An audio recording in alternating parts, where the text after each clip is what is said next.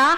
Opening song, JBHG Worship Team. Opening prayer, Sister Erica Lagrana. And praise and worship, JBHG Worship, nakakatapos lamang po. Scripture reader, Sister Charmel Urayani. Ang theme po natin, the benefits of commitment, na matatagpuan po sa Proverbs chapter 3 verses 1 to 2. Word of God na dadalhin po ng ating mahal na lingkod na si Pastor Dennis Brioso.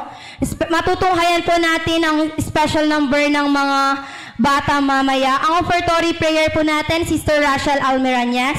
Thanksgiving prayer, Sister Mary Joy Fontanilla. Magkakaroon po tayo ng blood of Jesus and flesh of Jesus. Ang blood of Jesus po natin, Brad Carlo Veneracion. Flesh of Jesus, Sister Ruthlyn Manadero. At magkakaroon po tayo ng announcement mamaya para sa VBS graduation ng mga bata mamaya.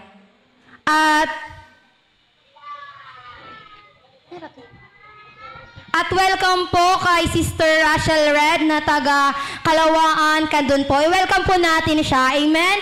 Habang patagal ng patagal, dumadami po ang ating bilang. At naniniwala ako na ang bawat isa ay kumikilos ang ating Diyos na buhay. Amen? Kaya oras na po upang makinig tayo ng salita ni Lord. Kaya maaari po ba nating tapikin ang ating katabi at sabihin natin, huwag mo akong guguluhin. Amen? Sabihin po natin, sabay-sabay po nating sabihin, makikinig ako ng salita ng Diyos. Ulitin po natin, makikinig ako ng salita ng Diyos. Amen? Kaya tinatawagan ko na po si Sister Charmel Urayani upang basahin po ang Word of God na matatagpuan po sa Proverbs chapter 3 verses 1 to 2 na dadalhin po ng ating mahal na lingkod na si Pastor Dennis Brioso, at tumayo na po tayong lahat.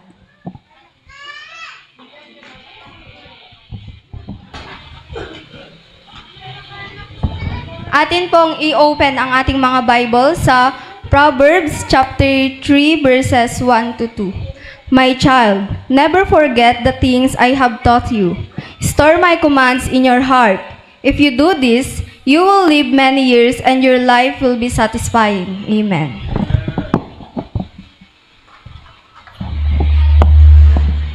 Amen. You may be seated. Amen. Thank you, Lord. Upo muna po tayo. Good morning po. Amen. Are you blessed? Ako po ay patuloy na, yan, si Bishop, blessed na blessed. Hindi lang blessed, blessed na blessed. Ako po ay nagagalak at patuloy na nagpapasalamat sa Panginoon dahil nakabalik po kami from Masbate. Nakauwi po kami rito. Matindi po yung biyahe namin. Para sa kaalaman ng lahat, it is by the grace of God na nakapaglalakbay kami with our cute scooter, Mio. Amen? Mula rito, from Ilocos to Manila, and Manila to Bicol. So, vice versa po, with the grace of the Lord, na sinusustain po niya yung aming kalakasan. Amen? Pero, kayo ba ay papayag na mananatiling nakamotor lang si Pastor Bong? Kukunti lang yata, parang dito lang banda. Di ba? Naniniwala po ba kayo na magkakaroon kami ng 4 wheels? Yes! Amen. Yan, palapakan po natin si Lord. Amen. So, alam ko na the Lord knows the desire of our hearts. Darating po ang araw, makikita nyo na hindi na kami nakamotor, kundi naka 4 wheels na. On the way na, amen. On the way na. Inihanda na. I-deliver na po. Okay, matindi ang pananampalataya ni Sister Elma. Wow, ayan ang Toyota. Papalapit na sa atin. Amen. Ang lahat po ng kapurihan ay sa Panginoon. Naalala ko, sabi ko, bakit ako naligo na kararating lang namin? Ang tindi ho ng biyahe namin. Siguro nakapagpahinga lang kami ng more than an hour lang siguro. Kasi naramdaman ko sa katawan ko na malagkit yung katawan ko. Parang mainit na mainit. Alam niyo po, naalala ko na, sabi ko, ba't ako naligo na ang matindi yung biyahe namin? Pero alam niyo po, biyaya ni Lord. Dahil si Lord naman po ang nagbibigay ng pag-iingat sa atin. At hindi ko naman alam ba't ako nakaligo. Pagod na pagod ako po talagang sa biyahe. So, tapos nung kinagabihan po noon, dumating po yung matinding sakit sa ulo ko na talagang kala ko bibiyak at dahil sa matinding sakit ng ulo, hindi talaga ako makatulog. Tapos first time talaga na naranasan ko yung matinding sakit. Nakala ko parang puputok na yung ugat sa ulo ko. Sabi ko nga, siguro kukunin na ako ni Lord. Yung asawa ko, payapang-payapa na natutulog. Pero hindi ako nakatiis, ginising ko siya. Nagpahanap ako ng gamot. Wala ko talagang nahanap na gamot. Pero alam niyo po, sa biyaya ni Lord, hindi naman niya pinahintulutan na umuwi na ako ng langit. Tama ba? Meron pang magandang plano ang Panginoon. Amen? Taas po natin ang ating kamay. Yung kanang kamay natin. Kanang kamay. Itapik mo sa katabi mo, itap mo. Kapatid, sa umagang ito, magpasalamat ka na meron kang buhay. Amen? Yung kaliwa naman, yung kaliwa para patas, yung kaliwa. Kapatid, nagagalak ako. Nabuhay ka pa ngayon. Amen? Palapakan po natin sa Lord. Amen? Sa umagang ito, sabi po sa salitang malalim na Tagalog, huwag na tayong magpatumpik-tumpik pa. Amen? Before that, let us bow our heads and let us pray. Father God, maraming salamat po sa umagang ito. Sapagkat muli biniyayaan mo naman kami ng panibagong buhay. Nagpapatunay lamang, O Diyos, ang iyong pagmamahal at ang iyong katapatan ay patuloy naming tinatamasa, Panginoon, sa buhay na ito. Kaya naman, Panginoon, sa umagang ito, ihanda mo kami sa mensahe na aming mapapakinggan. Buksan mo po ang aming puso, ang aming kaisipan, nang sa ganon, ang mga salita na mahayag sa aming kalagitnaan. Ito po ay aming buong-buong tatanggapin, Panginoon, na may pasasalamat at pananampalataya. Sapagkat ang salitang ito na iahayag mo sa aming kalagitnaan, ito yung maggagabay sa amin upang patuloy kami na makapagbigay parangal, papuri, at patuloy kaming makapamuhay nang naayon sa iyong kalooban. Ang iyong abang lingkod, itago mo po ako sa iyong likuran. Hayaan mo na ang iyong kaluwalhatian lamang ang maitaas at makita at maparangalan ang banal mong pangalan. There's no other name be exalted in this place. Only the name of our Lord Jesus Christ. Salamat po. This we pray.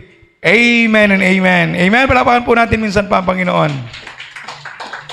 So ngayon ang ating pong team sa araw na ito, sa buwang ito, ay yung ating pong patuloy na pagtatalaga o pangako natin sa Panginoon. Yung commitment. By the way, ano ba yung salitang commitment? Dapat po nating maintindihan.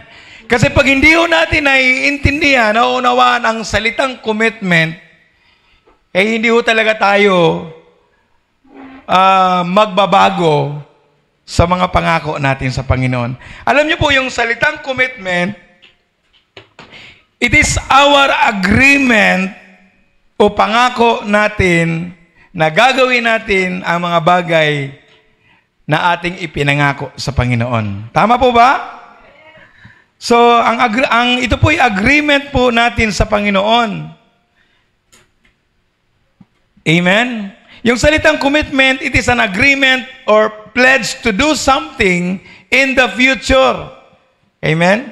Kaya nga kung babasahin mo po yung unang 2 Chronicles chapter 16 verse 9, ang sabi roon, the eyes of the Lord searching the whole earth, He is looking for those people who are committed to Him.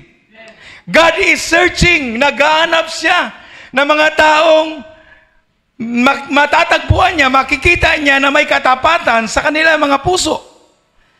And then in return, ang sabi doon, God will be committed to them. Amen? At ang sabi pa roon, He will strengthen those heart are fully committed to the Lord. Amen? Naiintindihan po ba natin? na ang Diyos, siya po ay magkukumit, siya po ay magbibigay ng pangako na magpapalakas kapag may mga tao siyang natatagpuan na mayroong katapatan sa kanyang harapan. Amen? Kailangan po ba natin ng lakas? Pangako ng Diyos yun. That is the promise of the Lord to those person na magkakaroon o ipufulfill ang mga pangako niya sa harapan ng Diyos. Amen? Kaya today, we will tackle about the benefits of commitment. Kaya nga, ang pinaka-simple na halimbawa dyan, when you take a job, you are making a commitment to show up and to do the job well. At kapag ginawa mo yon, and your employer makes a commitment to pay you. Amen? Sino ba ang boss natin? Si Jesus, si Lord. Amen? Pag gumagawa ka sa kanyang harapan, God is accountable. He is responsible to pay you. Tama po ba? Ayan, yung mga empleyado natin sa Easy Steel. Diba? O sino diyang nagtatrabaho dyan sa mga company? Their boss is responsible. If their employee doing their job well, and their employee,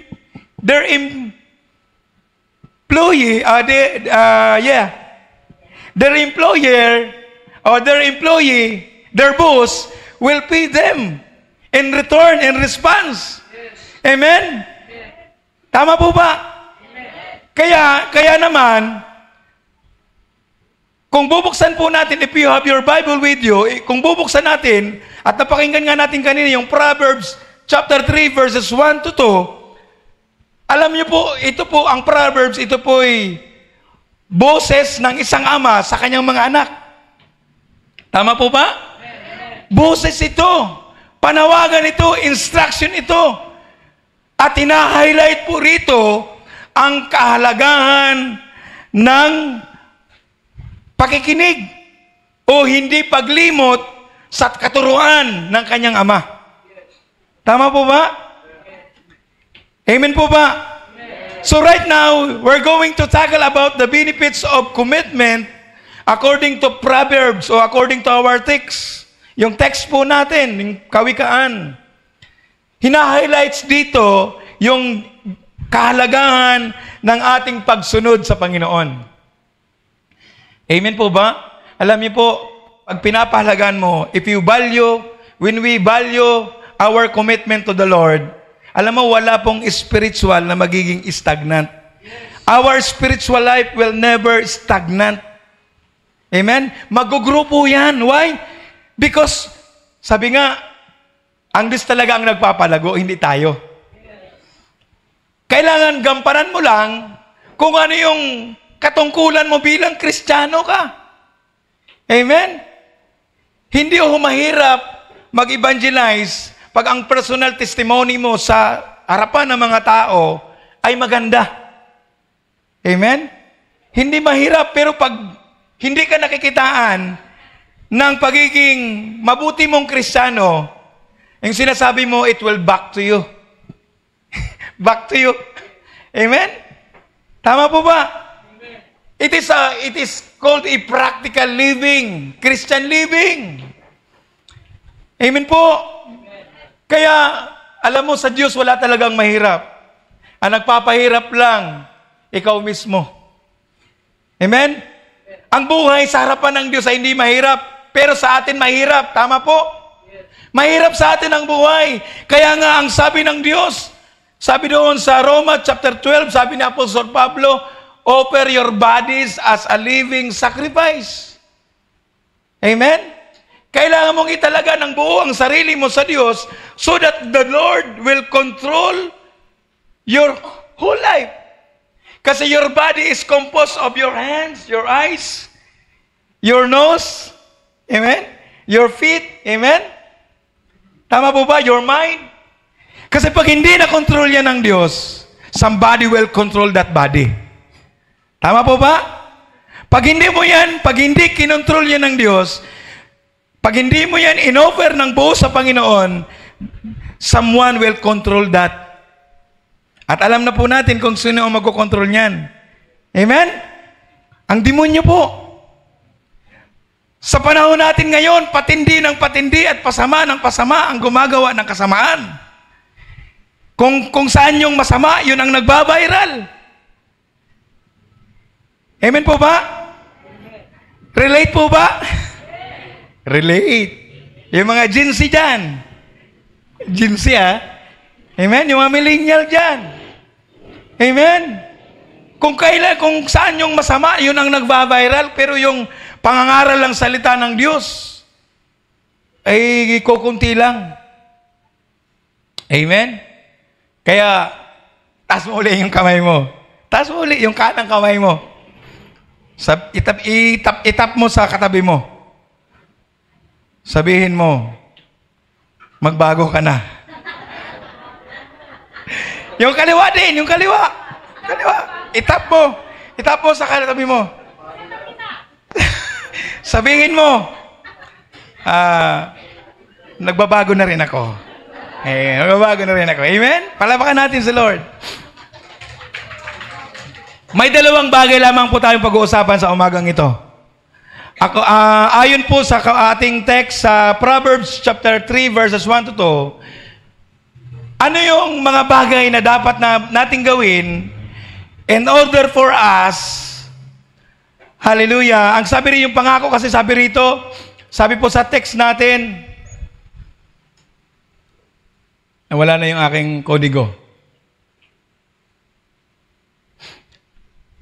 Sabi po sa text natin, basahin ko po yung Proverbs chapter 3 verses 1 ito, My child, never forget the things I have taught you, but keep my commands in your heart. Verse 2, for they will prolong your life many years and bring you peace and prosperity. So, the secret for having or for receiving the prolonged life and many years and bring you into the peace and prosperity of the Lord, ang sekreto dyan, number one, do not forget the Lord's teaching. At ang tanong, what is the teaching of the Lord? Amen? O paano natin, how can we forget not God's teaching? Amen? Para po hindi natin makalimutan ang mga katuruan ng Diyos, we must be diligently studying His Word. Sa mga nag-aaral, anong ginagawa nyo para masagutan nyo yung mga questions, yung mga pagsusulit na ipinapagawa sa inyo ng inyong mga tagapagturo? Anong ginagawa nyo mga estudyante? Nagre-review, nag-aaral. At hindi lang kayo basta nagre-review, sinisiksik talaga nyo sa utak nyo. Sabi nga ng iba, nagsusunog ng kilay. Alam nyo kasi noon, ngayon hindi na nagsusunog ng kilay. Bakit? Kasi noon, kaya may rason sila na nagsusunog ng kilay kasi ang ilaw namin noon, yung gasira lang. Kasi gabi kami nag-aaral, may lampara, dahil wala nang tulog, inaantok na, nakakaganon, hindi, namamalaya na lang, yung kilay na subsub na doon sa ilaw, sa gasira. Dahil sa sobrang pag-aaral. Tama? Yes. Minsan nga, pati yung ilong puno na ng agiw. Di ba? Ganon. So wala pong rason, nakakalimutan mo ang katuruan ng Diyos kapag ikaw ay nag-aaral ng kanyang mga salita. Amen? Kaya nararamdaman ko, naiintindihan ko, yung marubdob na bilin ni Moses kay Joshua, ang sabi na doon sa Joshua 1:8, let not this book of the law depart from your mouth. Meditate on it day and night. Kasi merong pagpapala at meron ding kapahamakan kapag hindi mo ito ginawa. Merong pagpapala, una, kapag ito'y gagawin mo at mayroong kapahamakan kapag hindi mo rin ito ginagawa. Tama po ba? So, the secret of receiving the benefits of commitment, number one, we must diligently study the words of our God. Hindi lang basta-basta study, we must apply, we must practice. Amen? Kaya yung salitang practice, hindi naman sa isang practice magiging kakagad, magiging skillfully, ka na, yung biyasa. Amen? May kasabihan tayo, constant practice makes perfect. Tama po ba? Kaya talaga walang rason na hindi magbabago ang buhay natin sa harapan ng Panginoon. Walang rason na hindi magbabago ang pagiging marites mo. Ang pagiging laging naririnig sa hindi bunganga, kasi alam niyo yung salitang bunganga. Sa Katagalugan kasi, sa purong Katagalugan, pag nagsabi kang bunganga, masama yun. Sabi yung bunganga ng bulkan. Bibig lang. Pag galit na yung nanay mo, sasabihin kayo, ang bunganga mo talaga. So, dito po, kapag nag-aaral ka ng salita ng Diyos, patuloy na nagsusumikap ka, ina-apply mo, pinapractice mo, isinasa pamuhay mo, walang bibig, walang bunganga na hindi magiging bibig. Amen? Imbis na sasabihin mo, tukot sinta. Di ba? Imbis na magmumura ka, hallelujah. Di ba? Kasi kadalasan yung mga bata, magugulat ka, bata pa lang. Napakalutong na ng kanilang mura. Amen? Parang flowering words na lang sa kanila. Lalo na yung mga binata, yung mga wala pa sa Panginoon. O minsan, yung mga nasa Panginoon, minsan, nai-slide pa rin. Di ba? Nagkakakamali pa rin. Pero, ang kagandahan naman, merong conviction sa puso na naaalala agad niya. Amen? Yan po ang kagandahan if your heart is aligning to the truth of God, nakokorek ka. Pero kung malayo ang puso mo sa salita ng Diyos, hindi ka makokorek. Ang tendency niyan yung nagkokorek sa'yo, yun pa ang may kasalanan. Amen? Relate po ba kayo? Yung sinasaway mo, ikaw ang sumasaway, minsan ikaw pang masama. Ikaw ang nagpapaalala sa kanya, minsan ikaw pang masama. Amen? Kaya dito po, tandaan po natin na hindi mahirap sa Panginoon na kumilos sa bawat buhay natin if our hearts is continually connecting to His Word. Ibig sabihin, patuloy kang nagbi-meditate, patuloy kang nag-aaral, patuloy mong ina-apply ang mga salitang nababasa mo at itinuturo sa iyo. Kaya ang sabi doon, we cannot forget the teaching of the Lord if our hearts is always connecting to the Lord. Amen? Palapakan po natin ang Panginoon. Kasi po ang Holy Spirit ang patuloy na tutulong sa atin. Sabi ng John chapter 14, verse 26. Siyang tumutulong sa atin. Amen? Para hindi tayo mamuhay sa laman. Sabi doon sa yung Friday, yung mensahe ng Friday, napakatindi. Amen? If we are led by the Spirit, tuloy-tuloy talagang gagawa ka ng mga bagay na mabubuti. Makikita sa iyo ang bunga ng banal na Espiritu. Amen? So, yun ang sinasabi ng Panginoon dito. Kaya, makikita mo na ang buhay mo ay patuloy na nagsashine. Yes, amen. Nagsashine. Amen? Kaya makita mo sa mga Christian, sabi ng, uy, Brad, ang blowing mo. Di ba? Ay, Pastor, ang gwapo mo. Ay, hindi naman masyado. Ay, sister, ang ganda mo. Ay, hindi naman masyado. Di ba? Totoo, di ba? So, hindi ka talaga tumatanda, sis. Di ba? Ilang taon ka na nga ngayon? 60. Ay, hindi halata. Parang 69. Hindi naman, di ba? Ganun ang sikreto po ng pagiging Christian. Amen? I-enjoy mo lang yung presensya ng Diyos sa araw-araw, maging sa trabaho mo. Amen? Enjoy life to the fullest, sabi ng iba. Amen? Kasi maiksi lang ang buhay. I-enjoy mo na kasama ang presensya ng Panginoong Jesucristo. Hindi naman sabi na, i-enjoy mo na kasama si Kristo. Kung kasama mo na si Kristo, nandun ka na sa langit. Kasama mo ang presensya ni Kristo. Amen? Palapakan minsan pa natin ang Panginoon. Kaya nga, it is very crucial yung sinasabi niya sa Hebreo chapter 10, verse 24 to 25, na ang sabi doon, huwag mong kaliligtaan ang mga pagtitipon na ginagawa ng ilan. Amen. Naalala ko yung nagpa-pray kahapon sa Tagudin, yung si Brother Arnel ba yun? Ang angel. Nagpa-pray siya.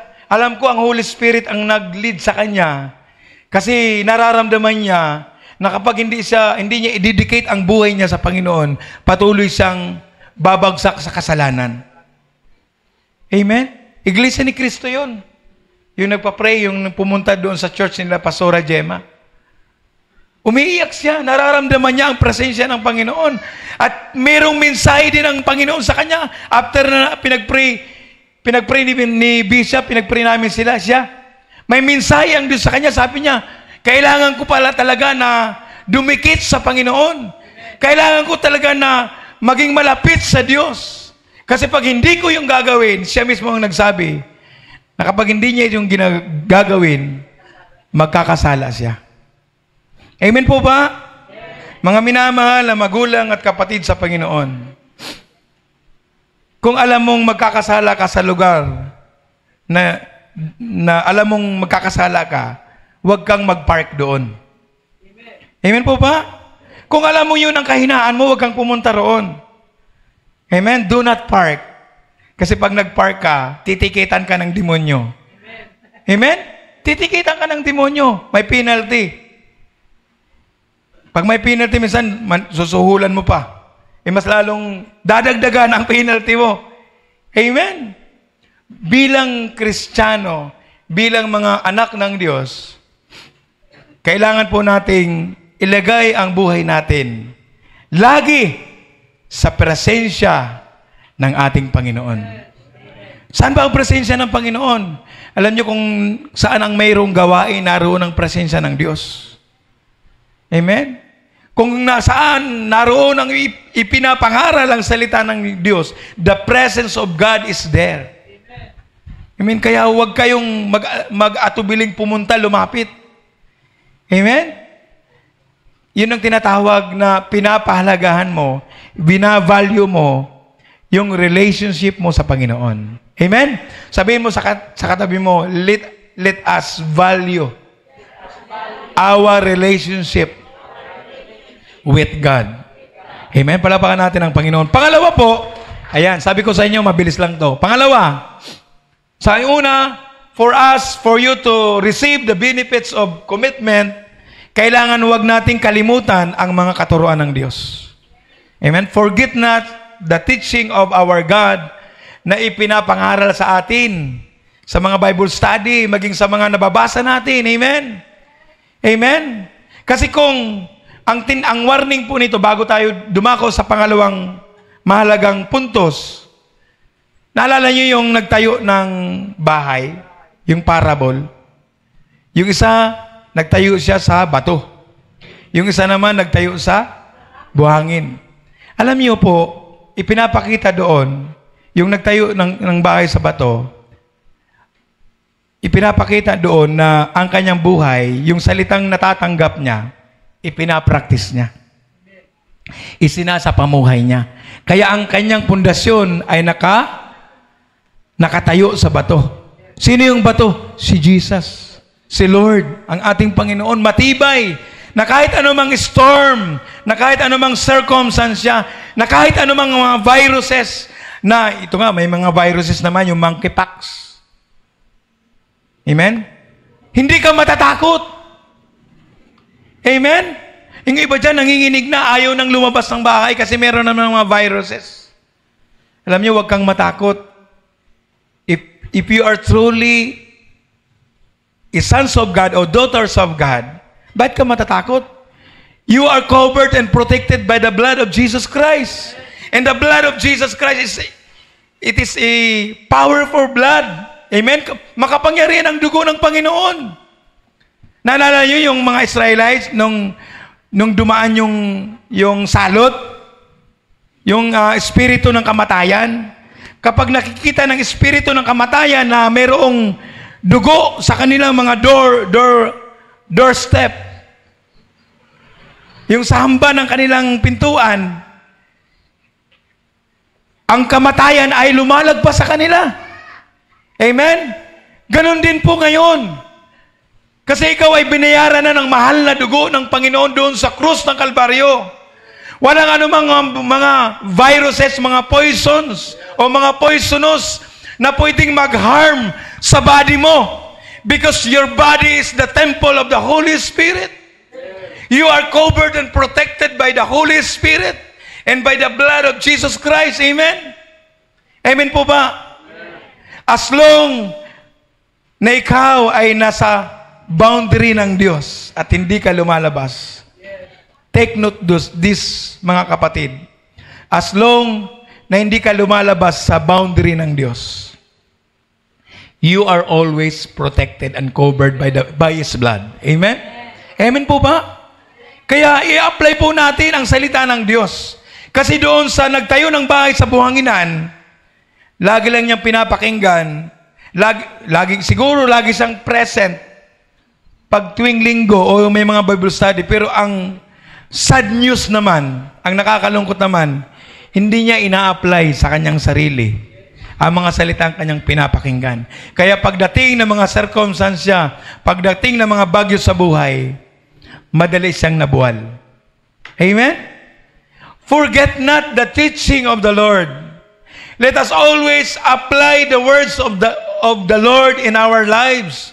Amen? Kasi si Lord, mayroon siyang commitment sa atin. Alam niyo po ba na matagal nang nag-commit ang Diyos sa atin? Nung siya'y mamatay sa krus ng Kalbaryo. Ang commitment ng Diyos at ng Anak at ng Banal na Espiritu ay matagal na. Amen? Kaya nga ang sabi niya, the eyes of the Lord searching the whole earth to see if there's any person whose heart are fully committed to Him. Because God is very willing to strengthen them, to help them, to heal them. Amen? Kung sila'y may karamdaman. Amen po ba? Pangalawa po, sabi rito sa teksto natin, ano pa yung pangalawa? Forget not God's teaching. At pangalawa po, yung mga paraan ng Diyos. Ano ba yung mga ways ng Diyos? Sabi niya, my son, forget not my law, but let thy heart keep my commandments. Ang sabi sa ibang translation, sabi nun, keep my ways. Ano ba yung mga ways ng Diyos? Ano yung mga paraan ng Diyos? Sabi sa Isaiah, my ways is higher than your ways. And my thoughts is higher than your thoughts. Ano po ang sinasabi rito? Pinapakita rito na si Lord ang nakakaalam ng mga mabubuting bagay sa ating hinaharap. Amen? Sa yung may magandang plano para sa atin. What are the ways of the Lord? Ano yung ways ng mga paraan ng Diyos? The ways of God are higher than our ways. At yung sinabi niya sa Isaiah chapter 55 verse 8 to 9, God's ways are perfect and beyond human comprehension. Ang sabi ng Psalms 18 verse 30, God's ways are perfect. Amen? Ibig sabihin po nito, mga kapatid, mga magulang, kapag ang kaparaanan ng Diyos ay perfect, ibig sabihin, ang ating mga ways ay hindi perfect. Amen? Pag perfect, sigurado ang daan ng Diyos, why not to go the ways or to follow the ways of the Lord? Perfect siya. Amen? Perfect ang Diyos. Walang kulang sa Diyos. Tayo ang may kulang. Amen? Kahit walang tao, ang Diyos perfect. Kaya nga, God without man is still God. But man without God is nothing. Tama po ba? Kailangan nating lumapit lalo sa Panginoon. Kasi ang mga alakad natin ay minsan, hindi lang minsan, lagi talaga sumisimplang. Ang ating mga kaisipan ay hindi talaga yan perfect. Minsan nga lang, minsan dinadaya pa tayo. Ang akala natin tama. Kaya maraming napapahamak sa maling akala. Amen? Akala mo lang yun. Amen? Akala ko kasi nanay, ganun eh. Akala mo lang yun. Di ba sinasabi ko na sa'yo? Parang ganun ang sinasabi ng Panginoon. We need to bring our whole life, our ways, to the ways of the Lord. Para maging perfect yung lakad natin. Amen?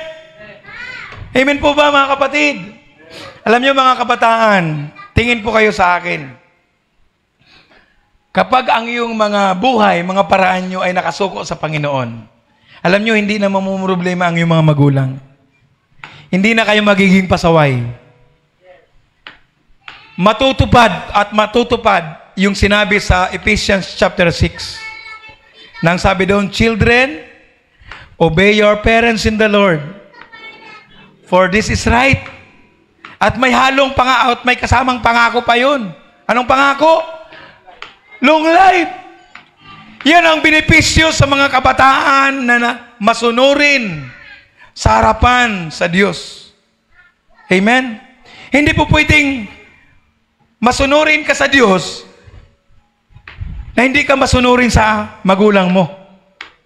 Tama ba? It is impossible.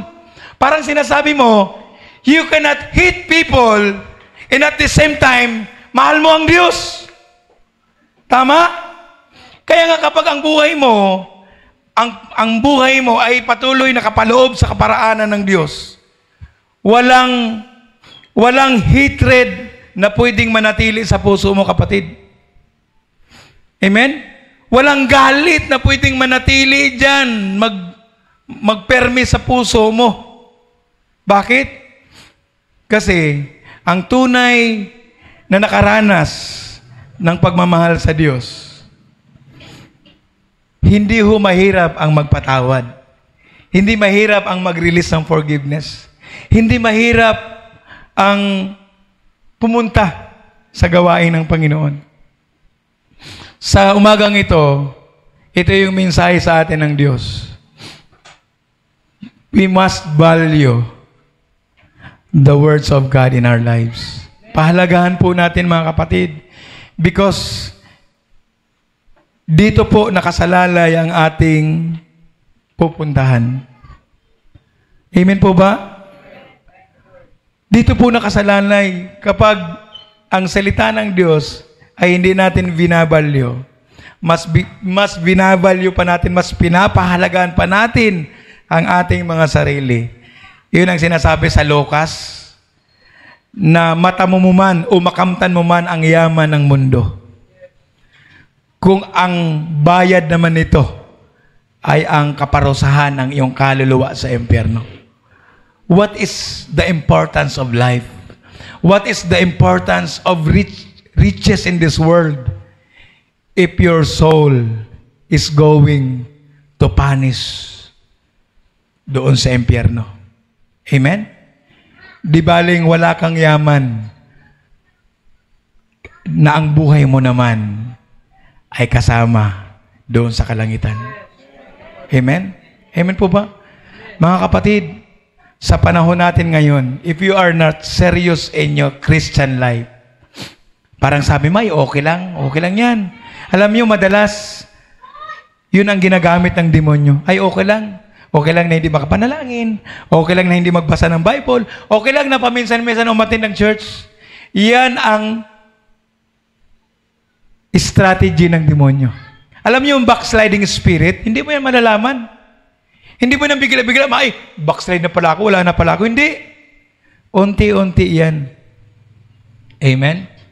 Yung paunti-unti na hindi ka nagpipray, yung paunti-unti na hindi ka nananalangin, hindi ka nagbabasa ng Biblia, yung paunti-unti na nawawalan ka, hindi ka na nagpapakita ng respeto sa mga kapwa mo, doon yung nagsisimula. Yung paunti-unti na parang wala ka ng pagmamahal, lalo na sa mga naglilingkod sa Panginoon. Diba? Doon po, let us always allow God to search our hearts. Search our hearts, search our mind. Yun ang mataimtim na panalangin ni Haring David. Ang sabi, Lord, search my heart. Know my thoughts. If you have seen anything that is not pleasing before your sight, Lord, forgive me. Amen? Amen po ba? Alam niyo, ang matinding test sa Christian life, hindi yung nasa karamihan ka, if you are alone. If you are alone na walang nakakakita. Akala mo lang walang nakakakita. Pero the Lord sees you. Nakikita ka niya.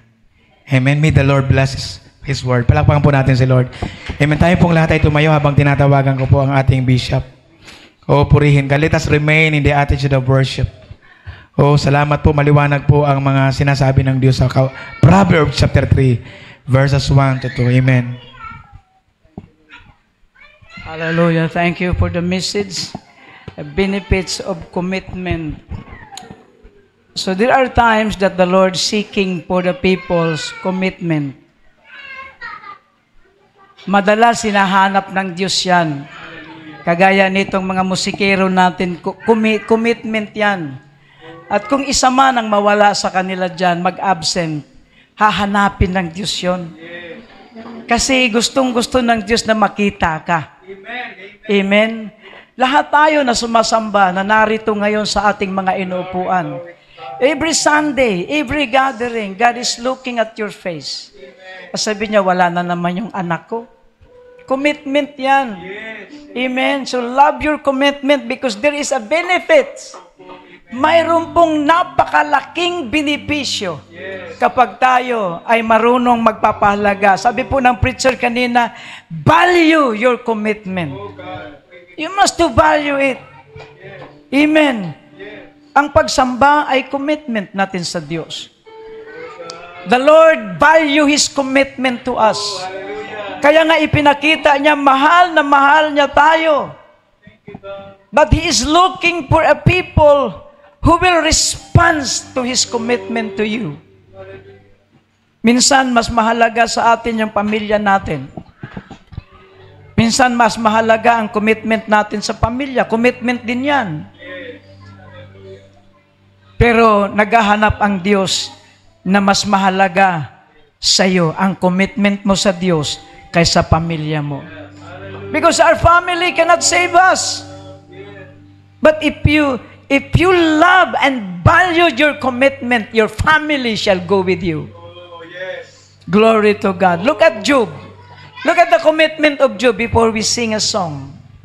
Look at the commitment of Job.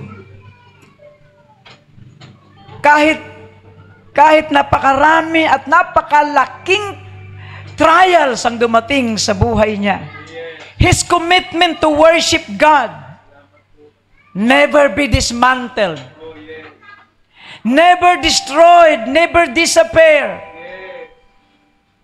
Yung commitment niya, ang sabi niya sa kanyang asawa, ang sabi ng asawa sa kanya, Job, sumpain mo na ang Diyos mo. Wala na tayong ari-arian. Wala na tayong mga anak.